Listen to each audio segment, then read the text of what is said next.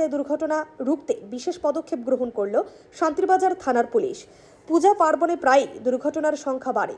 এর প্রধান কারণ দ্রুতগতিতে গাড়ি চালানো ও নেশাগ্রস্ত অবস্থায় গাড়ি চালানো। এই পরিপ্রেক্ষিতে বুধবার রাতে শান্তিরবাজার থানার ওসি রাজু দত্ত ও এএসআই সমীর বিশ্বাসের উদ্যোগে বিশেষ অভিযান চালানো হয়।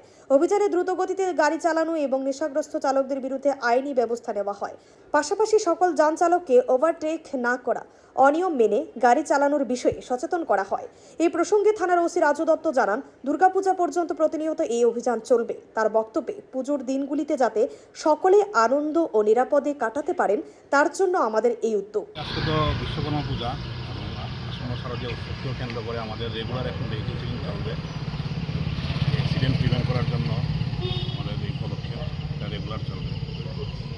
আজকের দিনে কেমন হয়েছে? আমরা এখন পর্যন্ত 4টা বাইক ডিটেইন করেছি আর 2জনকে অ্যারেস্ট করে রেখেছি। ব্যুরো রিপোর্ট, অবিরাম 24x7।